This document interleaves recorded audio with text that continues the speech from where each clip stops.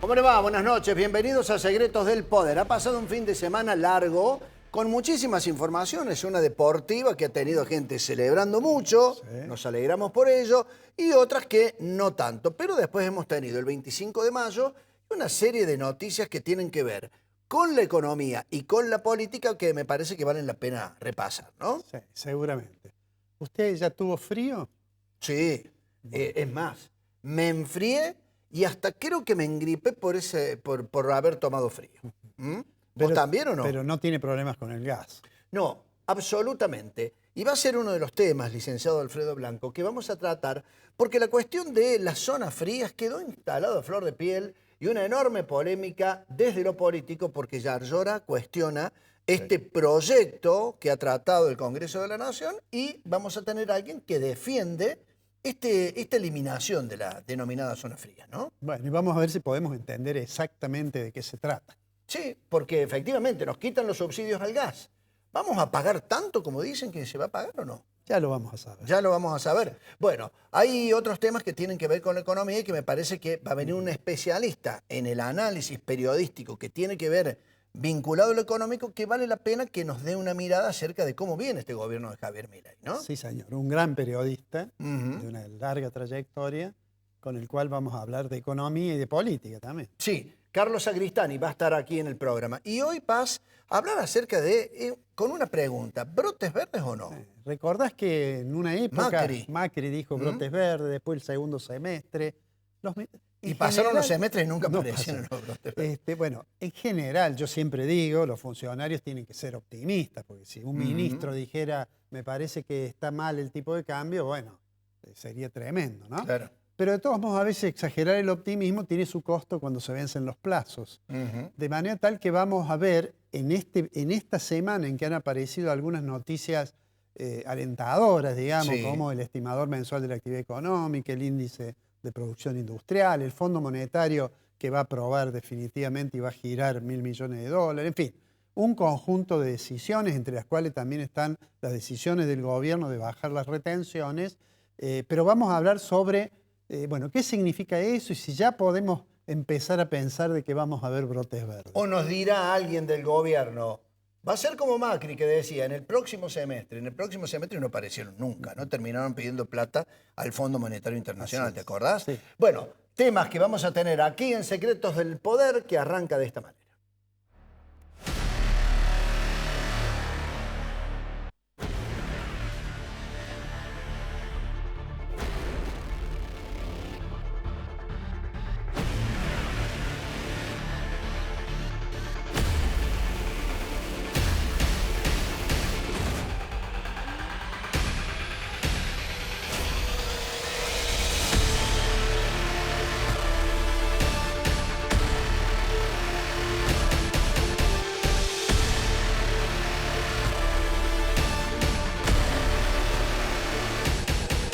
Bien, vamos a comenzar el programa hablando de zonas frías. Lo trató la semana anterior el Congreso de la Nación. Algunos títulos decían gran victoria del gobierno que quería eliminar en varias provincias los subsidios al gas. ¿Qué hay detrás de toda esta historia? María Cecilia Ibáñez, diputada oficialista, pertenece a La Libertad Avanza, es cordobesa y ha votado, por supuesto, por la eliminación de estas zonas frías. Bienvenida, buenas noches, ¿cómo estás? Hola. ¿Y por qué era importante avanzar sobre esta eliminación de subsidios? Porque se ha determinado los subsidios para las personas que le corresponde, para la persona que no pueda pagar y hacer una realización más justa. Esta eliminación de la zona fría era algunas que estaban incorporadas en el año 21, no es que es las zonas frías originales. No es el mapa original de la Argentina en zona fría que no se tocó. Esto, perdón, fue un proyecto de Máximo Kirchner, tengo entendido, ¿no? ¿El anterior? Sí. Sí, no, este proyecto que votamos. No, sí, por eso, el que estaba vigente, digamos. No, el primero de los primeros es el de Máximo Kirchner. Ajá. Este del 21 es un proyecto de Alberto para las elecciones. Esta inclusión de lo que se dio de baja era el proyecto del año 2021 que se incluyó a una parte de la Argentina que era en el año 2021. Totalmente por zona, no por la capacidad de la persona que tenía que contribuir, ni por el lugar donde estaba, ni por la persona de la vivienda. En ese proyecto tenía vivienda en Puerto Madero que estaban considerados zona fría. Disparatado, disparatado. Diputada, entiendo que hay 13 departamentos de la provincia que estaban incluidos como zona fría y que no van a seguir estando, ¿no es cierto? Sí. Mi pregunta es esta, usted seguramente lo sabe. ¿Cuánta gente, cuántas personas estarían en condiciones en estos departamentos de recibir el impacto de que no fuera más zona fría? ¿Cuánta gente hay en eso? Y lo tendríamos que ver porque tendríamos que ver si esa persona estaba cobrando el subsidio, primero. Segundo, si la persona tenía gas, porque de esa zona fría, en el norte cordobés, están con Zeppelin y con garrafa. O tienen el gas, porque tienen el conducto que están diciendo la gran red cordobesa, pero en esa zona no hay gas. Pero en el norte no llegaba a la zona fría. Pero está dentro de uno de los departamentos. Capital al sur. De esta parte del 21, pero hay una parte donde está que no corresponde más, porque se hace toda una reeducación. ¿Tiene una idea de cuánta gente es? No, los habitantes de esas zonas. No, porque tampoco tenés registrado si están con el subsidio, ¿no? Porque no todo el mundo tiene el subsidio como está. Perdón, entonces estamos viendo de que acá hay, creo que tenemos todos un enorme desconocimiento y ustedes han avanzado sobre este proyecto y sobre esta media sanción, tampoco sin tener en cuenta cuántas son las personas que verdaderamente necesitaban de este subsidio o no. Sí, pero sí se tiene en cuenta cuántas personas pueden obtener este subsidio, porque están los con certificado de discapacidad, está con el monto que se está determinado en las canastas básicas. A ver, eso es importante, a ver. 3 canastas básicas totales, que da el valor de 4.200.000. Para el tipo de hogar 2, porque es lo que te da la tarifa, porque no es que es zona fría para todo. Tenés que tener un tipo de hogar en tu factura de gas. No todo el mundo lo cobraba. Después tenés hogares que tengan un integrante con certificado de vivienda familiar, que es el RENAVAP. Hogares que tengan un integrante que posean veteranos de guerra del Atlántico Sur. Y tenés también otros que tengan un certificado de discapacidad. Uno de los integrantes. Perdón, esas son las personas que van a poder ahora realizar un trámite y decir, yo estoy contemplado en este caso, tengo acceso al subsidio para el gas. Para el gas. ¿Cuál es la estimación del ahorro fiscal? Porque supongo que esto tiene por sentido darle racionalidad a la asignación de los recursos del sector público. ¿Cuál sería el ahorro? Vos sabés que lo tengo no quiero dar una cifra que la tenía en los papers que llegaron, pero no me acuerdo cuándo es, pero es un ahorro importante dentro del Producto Bruto. Es una cosa como un porcentaje muy importante, de alrededor de 7 puntos del consumo. Es una cosa muy importante, porque estaba totalmente indiscriminado. En esto de zona fría, de estos departamentos, hay barrios internos que significan country. Yo entiendo que vos podés, pero tener, no digo por la tarifa que es subsidiada por toda la Argentina, a mí me parece que no tiene razón. A mí me llama la atención, y hubo una declaración muy fuerte de Laura Rodríguez Machado, quien había dicho, estamos terminando de subsidiar a quienes tienen pileta climatizada y tienen un sauna en la casa, haciendo referencia a esto que mencionás vos de que había subsidios para los country. ¿No pecaron en una de esas de una mala comunicación? Digo, porque si realmente se comunicara bien que existe una picardía o al menos gente que no necesita un subsidio en el marco de este beneficio, creo que en una de esas se comprendería mejor. Pero es que esta zona fría creada en el 21, no es la zona fría original de la Argentina, en lo que vos pensás en zona, ¿cómo se llama? Patagonia. Sí, no, pero tienen que es para incentivar que la persona se quede en el invierno, para una cuestión de despoblación, que es el famoso desarraigo. Y es el clima, claro, de un clima totalmente intolerable. Entonces no es lo mismo estar en un lugar donde que la temperatura, por más que la temperatura sea alta, te lleva a un tipo de cosas, a estar en este tipo de temperatura extremadamente gélida, y que tenía una razón de ser por los grados de la temperatura. Bien, bueno. Hay motivos, esto tiene que ir al Senado de la Nación y por supuesto tienen que refrendar esto. De todas maneras, ustedes han hecho una fuerte apuesta política para avanzar en el Senado también y para que esto quede o caiga definitivamente, ¿no? Porque ha sido un trabajo realizado y determinado dentro de las áreas con los gobernadores, y muchos sabían que esto fue eleccionario, que fue determinado. Lo que se modificó en este mapa es del año 21, nada más que para afines, y muchas de las personas cuando tienen que ver qué tipo de zona, porque vos decís, yo no estoy subsidiada, pero vos en tu boleta de gas, ¿estás que vos estás en zona fría? No me he fijado. Fíjate. No me he fijado, pero... Porque no es lo mismo, porque un montón de personas no están ni siquiera en la boleta que te llegue en tu consumo con el gas como zona fría. Bien, bueno.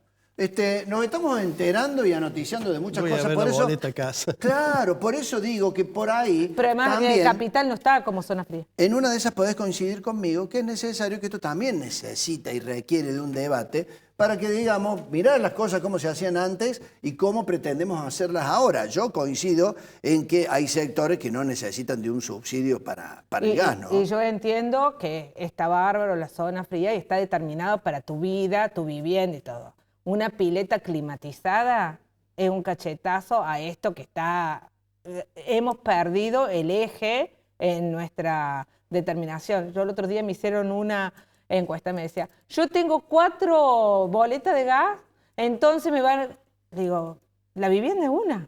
Yo no me voy a meter en tu vida personal, pero tu vivienda, tu hogar, es solamente uno. No podés tener 4 viviendas. No, la Argentina no acepta de que vos tengas 4 viviendas. Perdón, yo creo que sí se puede. Lo que sí. Bueno, no pero sé vos si no podés tener subsidio por las 4. Claro, que tengas subsidio por las 4 viviendas. Es decir, cualquiera puede yo tener con tu 4 vida viviendas. Personal no me meto, pero vos tenés que tener un solo domicilio. Perdón, eso dice la ley. No nos pongamos a profundizar mucho, porque si no vamos a volver al tema Adorni, no es el objeto de esta entrevista. No, pero digo, él tendrá solamente un lugar de vivienda y es lo que corresponde decir. ¿Cuál es tu lugar de vivienda? Tal lugar. Bien. Está bien. Además, la cascada no es a gas. No, eso no. No, sería inútil. Y una cascada bajo techo tampoco, ¿no? Bueno, sí. Yo he visto que acá notaron de la producción, Sí. la verdad que hago mal, no lo había leído, que dice interna libertaria. Sí. Creo que ustedes habrán Sí, notado. sí, yo escribí. Pecados por falta de manejo político. ¿Cuál interna es? ¿Cuál es la interna libertaria? ¿Es real que están pugnando los Caputo Boys con Martín Menem y esta historia de una cuenta en X? A veces parece realmente increíble que estén discutiendo determinadas cosas cuando hay cosas importantes para resolver, ¿no? Y además, el tema Adorni, Patricia Bullrich, con la postura que tuvo, refregándole en la cara que ella presentaba la declaración jurada y Adorni no. Digo, por ahí hay cosas que parecen increíbles, ¿no? Sí. No sé qué... ¿Cómo lo ves vos? Voy a empezar por la primera.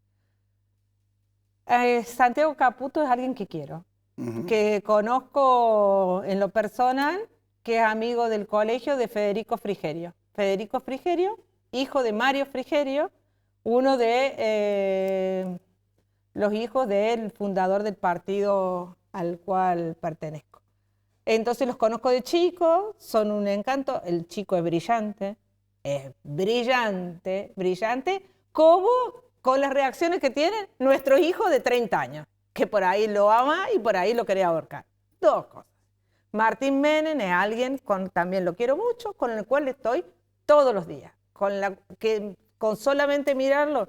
Martín Menem dijo que él no tiene esa cuenta. Para mí es suficiente. El otro dice, no, es un problema de ellos, que se pelean entre ellos y que si me preguntaba a mí, lo resolverán. Uno como yo pienso de nuestros hijos de 30 años.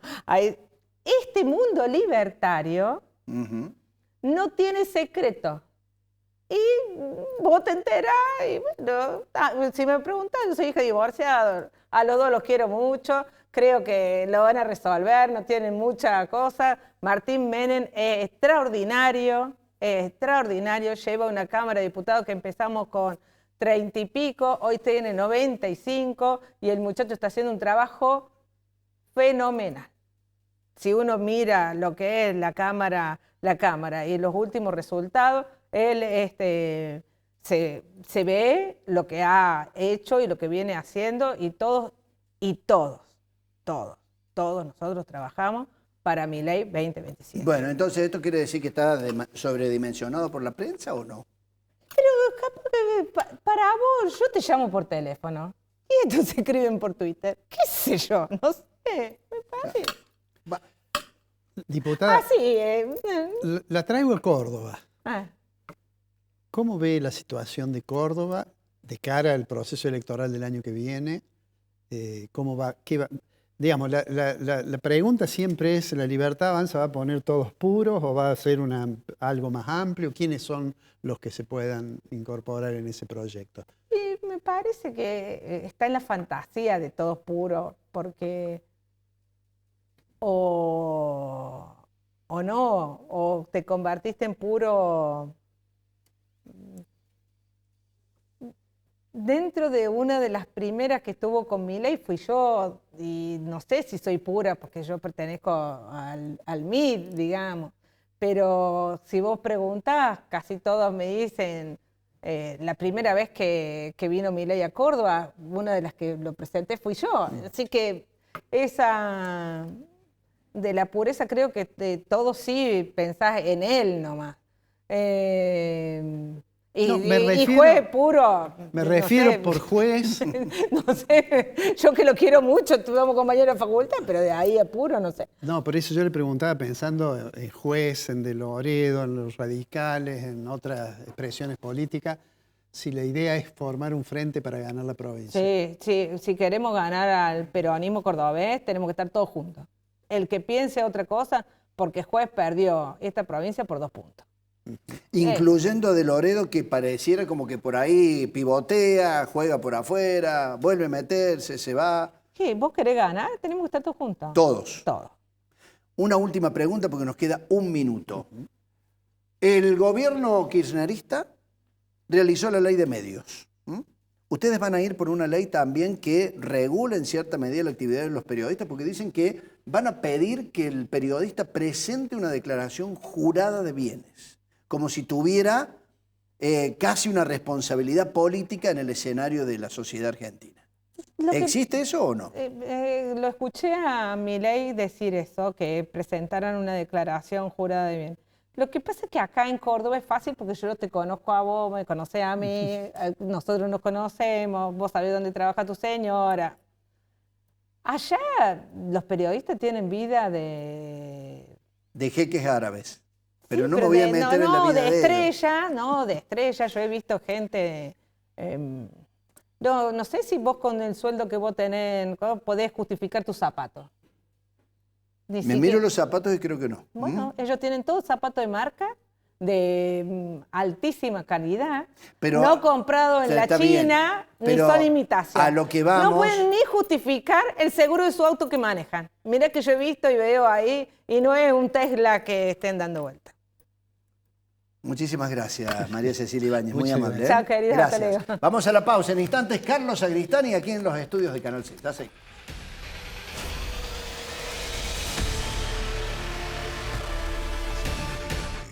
Desde hace más de 70 años, una empresa comprometida con el desarrollo del país, apoyando a las generaciones del futuro.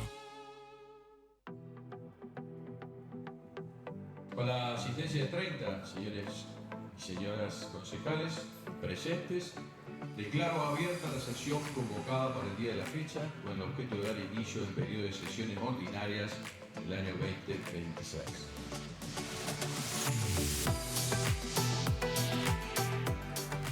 Porque no gobernamos para una planilla de cálculos ni para un algoritmo frío. Gobernamos para las familias,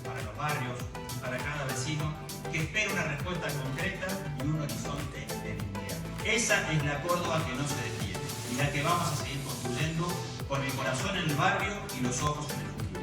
Nuestros vecinos merecen compromiso, merecen progreso y el progreso no se detiene.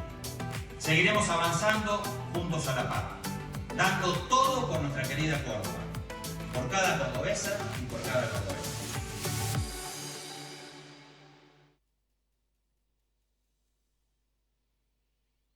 Excelente oportunidad de inversión. Departamentos de 2 y 3 dormitorios en Milénica Sagrada Familia y Milénica Autopista Carlos Paz. A $1.250 el metro cuadrado. Entrega y saldo financiado a 10 años en UVA o dólares, más tasa variable. Comercializa Grupo Dinosaurio. Seguimos recuperando espacios públicos de nuestra ciudad. En Barrio Müller y en la zona sur, los vecinos y vecinas ya disfrutan de plazas renovadas que vuelven a ser lugares de encuentro. La Plaza Libertad y el Parque El Quebracho ofrecen espacios para compartir, jugar y disfrutar en familia, con juegos infantiles inclusivos, equipamiento deportivo, nueva forestación y luminaria LED que mejora la seguridad. Continuamos impulsando obras que fomentan la convivencia y el bienestar de los vecinos de la ciudad. Córdoba hace, Córdoba sigue. EPEC, a la vanguardia tecnológica. Estamos instalando medidores inteligentes en toda la provincia. Un proyecto único en el país, que te permite consultar tu consumo en tiempo real y administrarlo eficientemente. Un salto de calidad para todos los usuarios. EPEC, la energía de Córdoba. Conocé nuestro espacio Urban Tech, ubicado en Avenida Rafael Núñez 4635, Cerro de las Rosas. Innovación y tecnología en aberturas de PVC. Tus proyectos crean nuestras aberturas. Aceitera General Dehesa. Desde hace más de 70 años, una empresa comprometida con el desarrollo del país, apoyando a las generaciones del futuro. Prestigiosa, inclusiva, precursora, innovadora, proyectada hacia el futuro. Facultad de Ciencias Económicas. Universidad Nacional de Córdoba.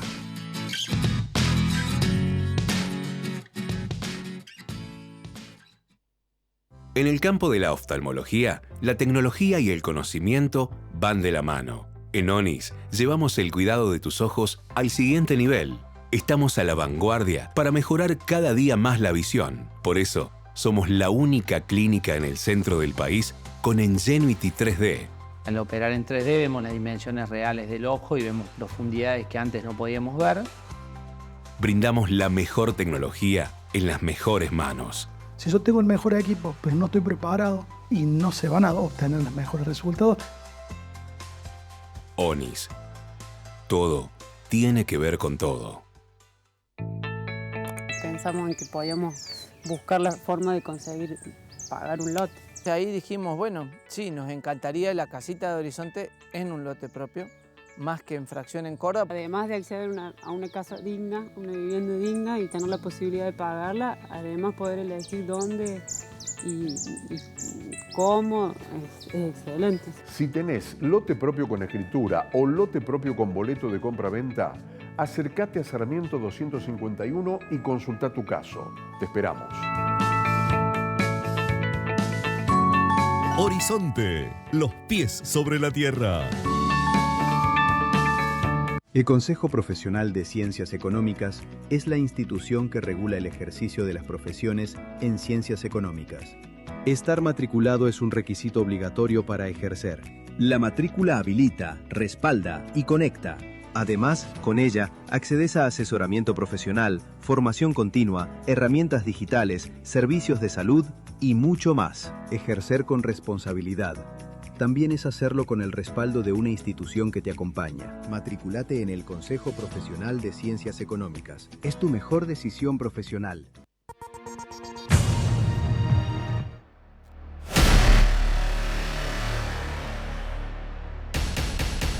Seguimos en Secretos del Poder. Es un placer presentar al periodista Carlos Sagristani. ¿Cómo te va, Carlos? ¿Qué tal? ¿Qué Buenas tal? noches. Buenas noches, muchas gracias por la invitación y es un gusto estar con dos queridos amigos de muchos años. Bueno, para nosotros también, por supuesto, es un placer tenerte acá. ¿Cómo ves la gestión de Milei con la óptica de un periodista, con tu experiencia y con tu, sobre todo, conocimiento en materia económica, ¿no? Yo creo que Milei está tratando primero de superar una crisis política autogenerada. En gran medida autogenerada. Creo que sobre la base de un sustrato en la opinión pública que ha venido teniendo fisuras y cambios, ¿no?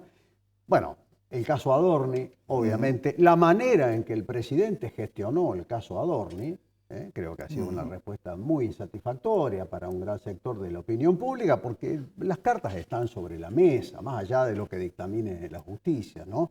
Parece que es muy evidente que efectivamente este funcionario, que era de alguna manera el justiciero o la voz justiciera respecto de los excesos de la casta y que vivía llenando de advertencias y admoniciones a todo el mundo en este sentido, bueno, resultó ser que todavía no puede terminar de explicar de dónde sacó los recursos para sostener el nivel de vida que tiene y el crecimiento patrimonial que, según la información preliminar del fiscal Policita, que está investigando su presunto enriquecimiento ilícito, creció en un 90% desde que es funcionario público, por la información preliminar, ¿no? Bueno, yo creo que esto evidentemente le ha hecho daño al gobierno y luego la interna abierta, esta fractura expuesta a través de las redes sociales, pero que reconoce problemas de pujas de poder interna muy severas, con un problema adicional, que el cruce de carpetazos, de denuncias de corrupción de unos hacia otros, primero que esto ya se va acumulando como capa geológica, ¿no? Pero además eso empieza a permear en algunos sectores de opinión en los que parecía blindado el gobierno. Y yo creo que esto tiene que ver con esto que te decía recién, o que les decía, que hay un poco un sustrato en la opinión pública que ha ido cambiando, ¿no? Y es el deterioro de las expectativas económicas. Se sostenía fundamentalmente, primero por los resultados iniciales de la lucha contra la inflación.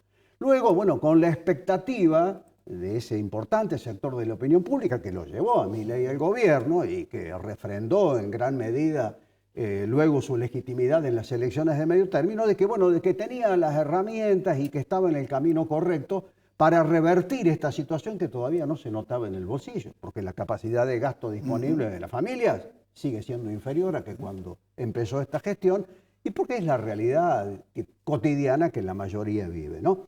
Y bueno, esa expectativa fue cambiando y el presidente cayó en los niveles de popularidad más bajos desde el inicio de su gestión. Prácticamente tiene un núcleo duro que está un poco todavía por debajo del piso que obtuvo en la primera vuelta electoral, de acuerdo a las encuestas un poco más confiables, ¿no? Con todo lo que tienen de relativo.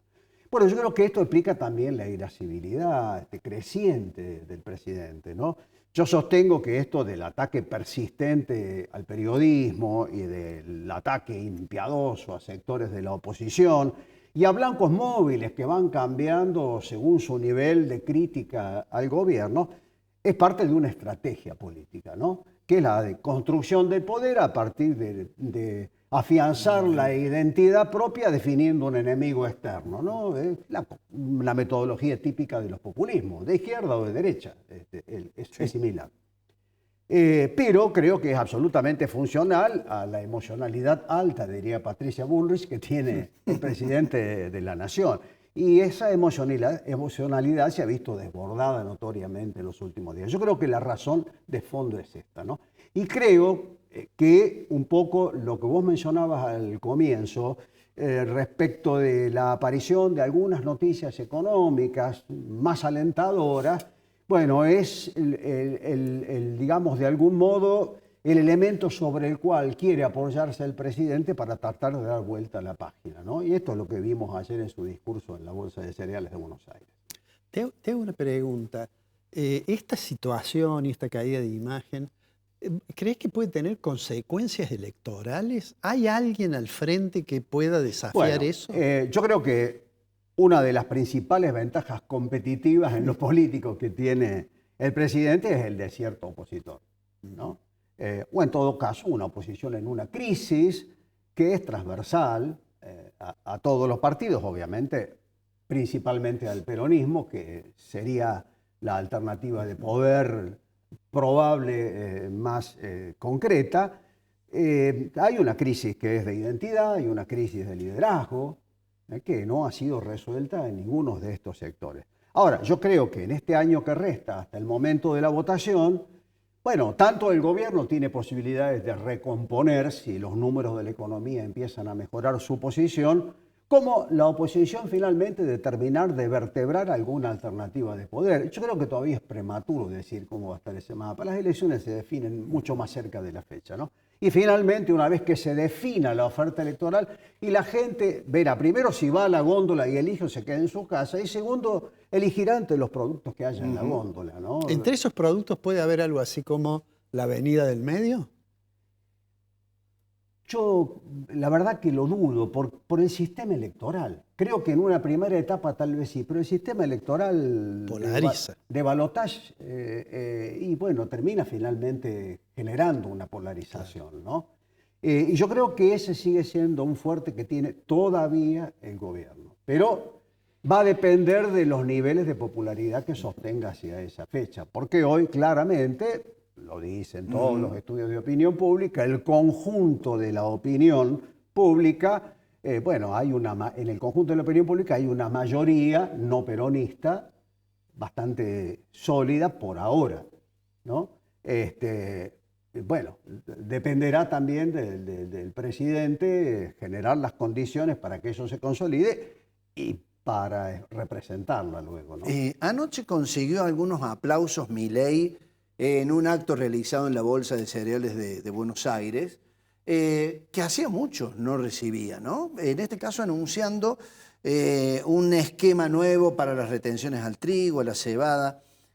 Pensar que hace algunas semanas algunos se animaban a decir que el Círculo Rojo estaba pensando buscar un candidato totalmente distinto para reemplazarlo a Milei. ¿Qué pensás vos? Yo creo que no se puede generalizar y que tampoco hay absolutos en esto, ¿no? Yo creo que hay sectores del empresariado que son claramente perdedores netos de este modelo, que obviamente están descontentos, muchos de ellos tienen una enorme capacidad de lobby y es probable que tengan algún interés en promover alguna opción diferente de poder. ¿Y ahí aparece Macri? ¿O con chances Macri? Bueno, esto parece de alguna manera insinuarse. Ahora, yo creo que esto es bastante relativo porque finalmente elige la gente, como decía, al momento de la votación, ¿no?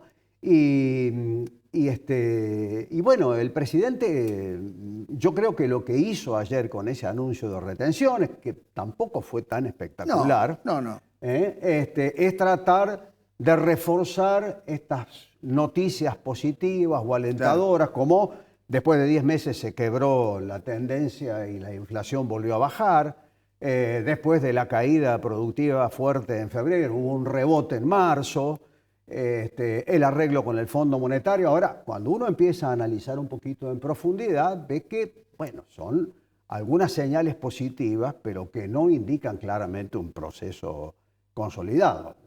Los datos parciales, sectoriales que hay sobre la actividad económica en abril, las estimaciones de algunas consultoras, como la de Orlando Ferreres, la consultora Equilibra, están viendo si va a ser 0,1 negativo o 0,1 positivo el nivel de actividad económica en abril. O sea, parece ser que va a haber una desaceleración nuevamente. Entonces no se puede hablar todavía de una tendencia muy firme, Bien. ¿no?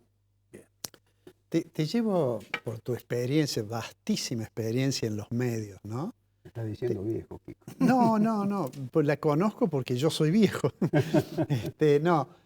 La pregunta, una reflexión sobre la situación de los medios en estos tiempos de streaming, de mucho ex o Twitter. Yo creo que hay una crisis profunda, así como el sistema político atraviesa una crisis muy importante, que es un poco el clima de época, que en nuestro caso tiene una raíz histórica concreta.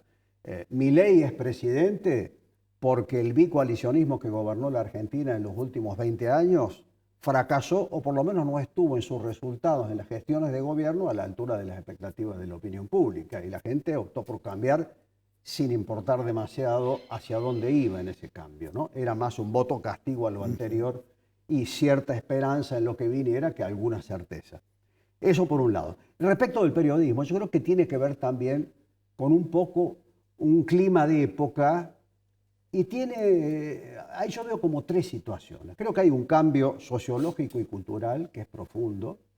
Creo que hay cambios en las reglas de juego. El modelo de negocios de los medios se extinguió prácticamente, el modelo de negocios tradicional.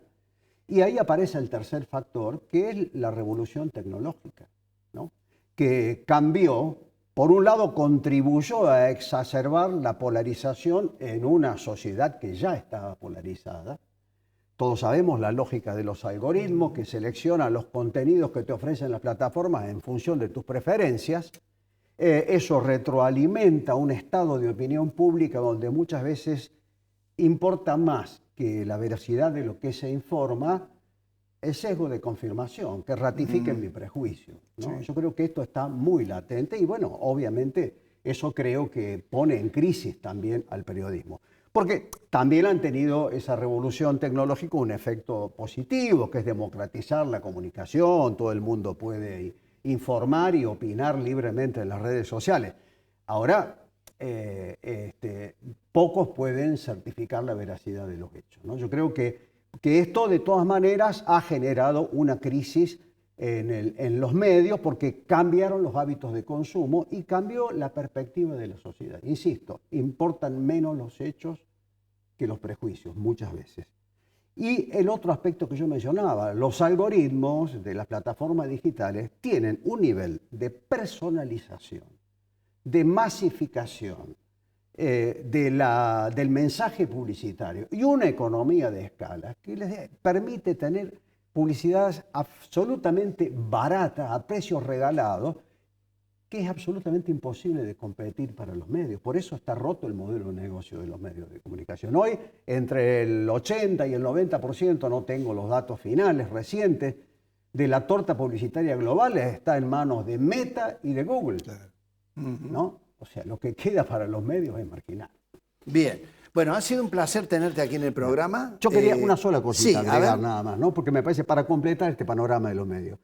Uno de los graves problemas que tienen los medios es lo que yo llamo hoy el periodismo de tribus, que es tributario de esta segmentación y de esta polarización en la sociedad. Hay audiencias que prenden el televisor para escuchar precisamente la ratificación de su opinión previa.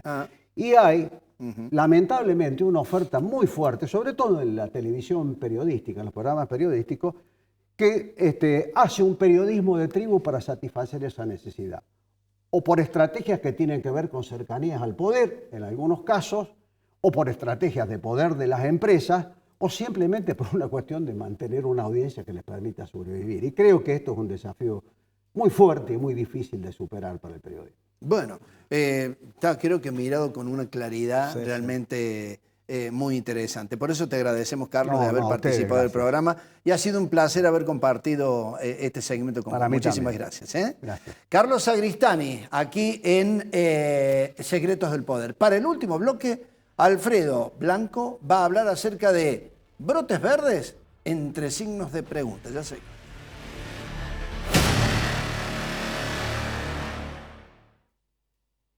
Aceitera General Dehesa. Desde hace más de 70 años, una empresa comprometida con el desarrollo del país, apoyando a las generaciones del futuro. Con la asistencia de 30 señores y señoras concejales presentes, declaro abierta la sesión convocada para el día de la fecha con el objeto de dar inicio al periodo de sesiones ordinarias del año 2026.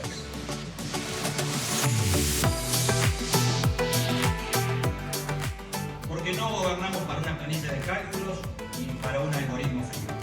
Gobernamos para las familias, para los barrios, para cada vecino que espera una respuesta concreta y un horizonte de dignidad. Esa es la Córdoba que no se detiene y la que vamos a seguir construyendo con el corazón en el barrio y los ojos en el futuro. Nuestros vecinos merecen compromiso, merecen progreso, y el progreso no se detiene. Seguiremos avanzando juntos a la par, dando todo por nuestra querida Córdoba, por cada cordobesa y por cada cordobés.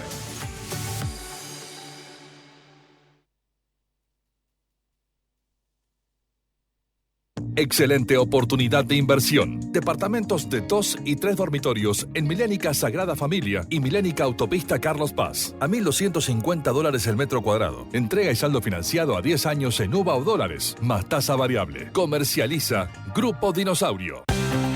Seguimos recuperando espacios públicos de nuestra ciudad. En Barrio Müller y en la zona sur, los vecinos y vecinas ya disfrutan de plazas renovadas que vuelven a ser lugares de encuentro. La Plaza Libertad y el Parque El Quebracho ofrecen espacios para compartir, jugar y disfrutar en familia, con juegos infantiles inclusivos, equipamiento deportivo, nueva forestación y luminaria LED que mejora la seguridad. Continuamos impulsando obras que fomentan la convivencia y el bienestar de los vecinos de la ciudad.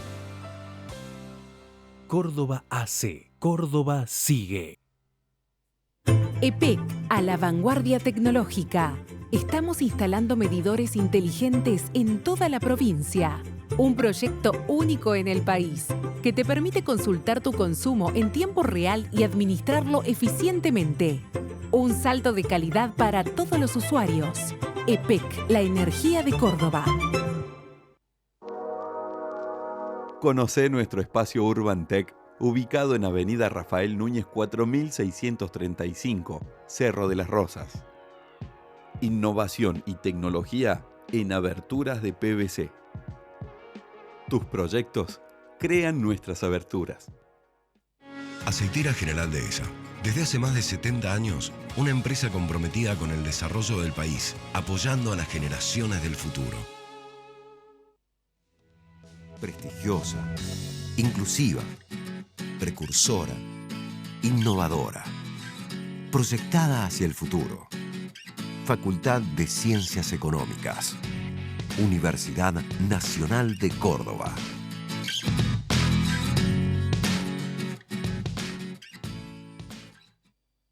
En el campo de la oftalmología, la tecnología y el conocimiento van de la mano. En ONIS llevamos el cuidado de tus ojos al siguiente nivel. Estamos a la vanguardia para mejorar cada día más la visión. Por eso, somos la única clínica en el centro del país con Ingenuity 3D. Al operar en 3D vemos las dimensiones reales del ojo y vemos profundidades que antes no podíamos ver. Brindamos la mejor tecnología en las mejores manos. Si yo tengo el mejor equipo, pero no estoy preparado y no se van a obtener los mejores resultados. ONIS. Todo tiene que ver con todo. Pensamos en que podíamos buscar la forma de conseguir pagar un lote.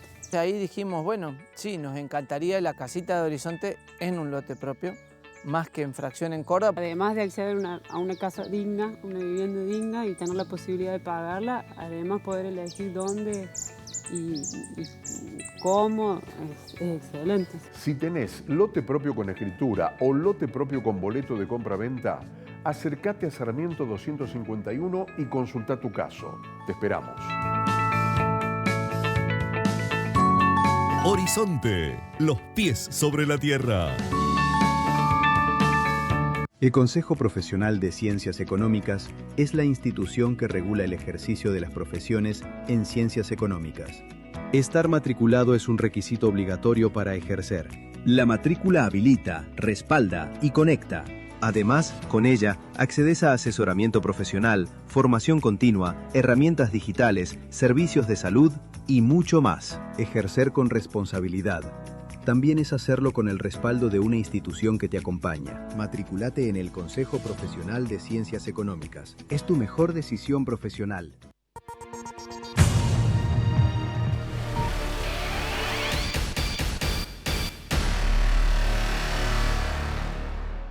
Bueno, vamos ahora a nuestra columna de la semana. Esto que le pusimos como título, brotes verdes. ¿Por qué hacemos esa referencia? Usted sabe, yo he insistido muchas veces en que los funcionarios, en particular los funcionarios de economía o los presidentes, naturalmente tienen que ser optimistas, pero que eso a veces entraña su riesgo y por eso hay tantas anécdotas en la historia argentina de funcionarios que dijeron algo que después no solo no se verificó, sino que resultó todo lo contrario. Hay frases que son muy famosas, algunos de los televidentes deben recordar aquello de que el que apueste al dólar pierde, que fue una frase de Lorenzo Sigó poco tiempo antes de asumir de ministro y que después terminó habiendo una devaluación realmente muy importante. O recordamos cuando el presidente Macri dijo que resolver el tema de la inflación era una cosa sencilla y finalmente no pudo obviamente llevar adelante eso. Por eso yo digo que a veces cuando el presidente Milei o el ministro de Economía, Caputo, tienen afirmaciones, está bien que sean optimistas, pero el riesgo es cuando llegue el momento en que se verifique eso y eso no ocurre. Por ejemplo, cuando se dice, bueno, en agosto la inflación va a empezar con 0, o cuando se dice la economía va a crecer rápidamente como una burbuja, lo dicen de manera un poco más vulgar el presidente, pero después, bueno, cuando se genera una expectativa y si no se cumple, eso tiene sus riesgos. Sin embargo, ahora el gobierno puede utilizar ciertos datos para tratar de, por un lado, de sacar de los titulares la discusión sobre el jefe de gabinete, que lo vemos allí en la pantalla junto al presidente. La situación de Adorni se ha mantenido muchísimo tiempo y realmente a veces es difícil de comprender por qué el presidente se comporta de esta manera cuando en otras ocasiones, con muchos menos antecedentes, ha prescindido de funcionarios. Pero ahora tiene algunos datos. El primero de esos datos, yo diría, es la decisión del Fondo Monetario de aprobar, después de haber visitado el control de las cuentas de Argentina. Bueno, el presidente, el ministro de Economía y el presidente pueden hoy anunciar que el fondo no solo lo aprueba, sino que seguramente va a estar liberándole algo así como $1.000 millones para Argentina. Por otra parte, el Banco Central viene comprando reservas. En su momento el gobierno decía que no le hacía falta. El Fondo Monetario insistió mucho. Muchos analistas coincidieron en que no podía sostenerse un banco central con tal fragilidad de las reservas internacionales netas. Bueno, el banco ha empezado a comprar de manera muy importante dólares, lo cual permite de a poco ir resolviendo el problema de esa fragilidad. De hecho, ya prácticamente, seguramente con esta tendencia, en un mes más o dos, el Banco Central va a haber cumplido con la meta que acordó con el Fondo Monetario. Pero además el gobierno puede decir que, bueno, la tasa de inflación, la tasa de inflación correspondiente al mes de abril, bueno, mostró por primera vez un descenso desde mayo del año pasado. Y tiene otros datos más, no solo que parece que el tema de la inflación no hay que sorprenderse si continúa descendiendo, o la tranquilidad del mercado cambiario, en fin. Pero además hay un par de datos que vale la pena mirarlos. Yo le voy a pedir al director que pongamos el gráfico, el primer gráfico, que es este que tenemos aquí. Este gráfico muestra, esto es el EMAE, el estimador mensual de la actividad económica. El EMAE es un anticipo, podríamos decir, de lo que va a ser el Producto Interno Bruto. Es una estimación de cómo va la economía. Y este dato corresponde a marzo. En marzo, en realidad, comparado con el marzo del año pasado, muestra un crecimiento muy interesante, 5,5%. Es más, si uno lo mira respecto de febrero, un crecimiento del 3,5%.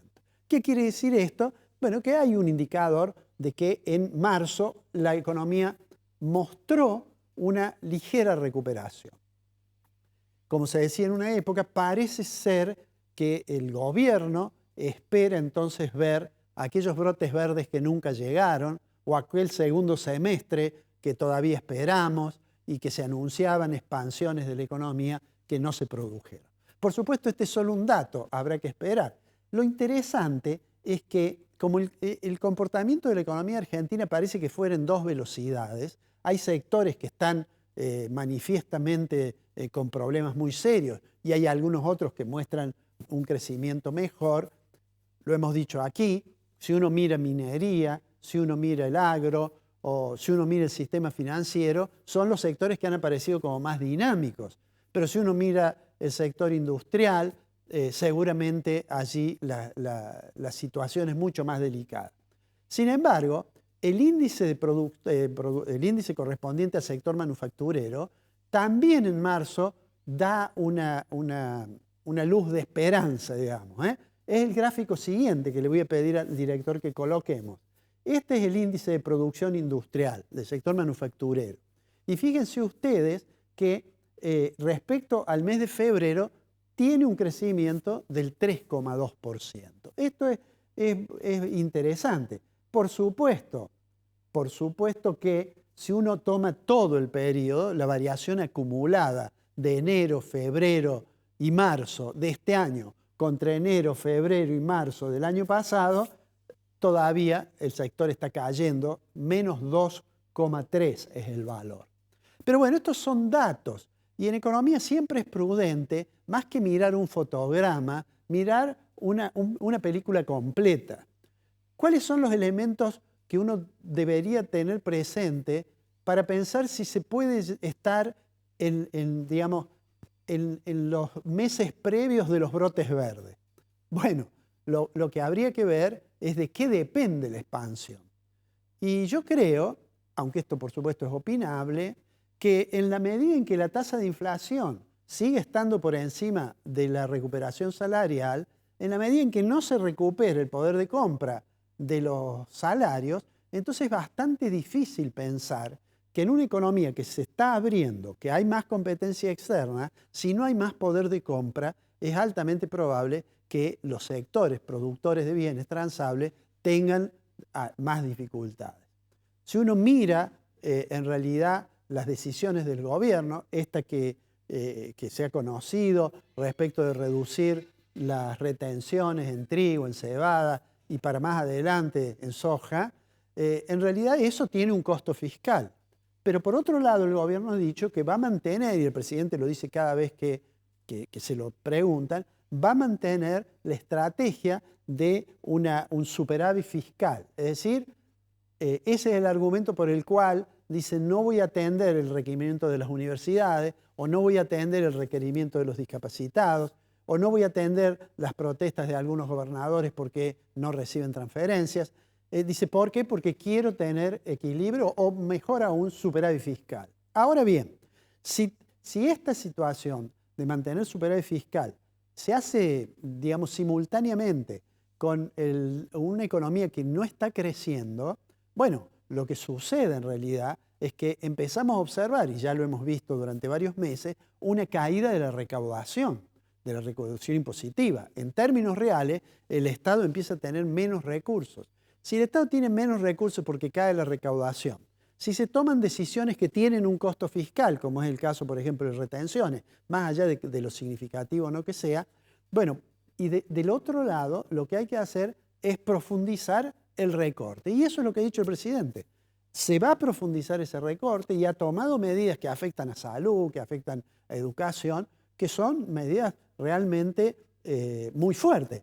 Y entonces, la impresión es que no es muy factible que la economía inicie un proceso de recuperación si los niveles de compra, el poder de compra de los salarios, se mantiene o se atrasa. De la demanda agregada de la economía, el consumo es más del 70%. Entonces, eso es una realidad que el gobierno no puede ignorar. Seguramente que tiene la información de qué es lo que está ocurriendo durante este mes y qué es lo que ocurrió en abril. Estos datos son de marzo. Existe información respecto de que en abril probablemente no nos encontremos con números tan alentadores. Pero dejando de lado el número en sí, si uno mira en perspectiva, claramente si la estrategia es ajustar más el gasto público y además en un contexto en que los salarios se siguen atrasando, bueno, es poco probable que esos brotes verdes finalmente se transformen en una tendencia expansiva de la economía. Por supuesto que el gobierno tiene por delante desafíos muy importantes. Entre otros, tratar de mantener este proceso de compra de dólares para fortalecer las reservas internacionales, porque el año que viene seguramente va a tener un requerimiento muy fuerte para atender los compromisos de la deuda externa. Seguramente todo esto se da en un contexto en que las buenas noticias, la buena noticia sobre que bajó la inflación, la buena noticia sobre el índice de producción industrial, la buena noticia sobre EMAE, la buena noticia sobre el superávit fiscal nuevamente, o la buena noticia sobre las inversiones que se anuncian con el RIGI, pueden dar soporte a cierto optimismo. Pero habría que tener cuidado, porque lo más probable es que esa expectativa de que la economía crezca como una burbuja, lo más probable es que eso no ocurra. Y es probable que no ocurra básicamente porque eso no sucede si el poder de compra de los argentinos no se recupera. Seguramente, en los próximos meses, el gobierno intentará atender esto. Y dentro de esa agenda, probablemente lo que hace falta es que se avance en la posibilidad de generar niveles de crédito, pero no de crédito con tasas que implican aumento después de la morosidad, sino de créditos que permitan aumentar el consumo, que insisto, es el 70% del Producto Interno Bruto. Lo vamos a ver en los próximos meses. Muchas gracias por estar allí. Los esperamos nuevamente la semana que viene.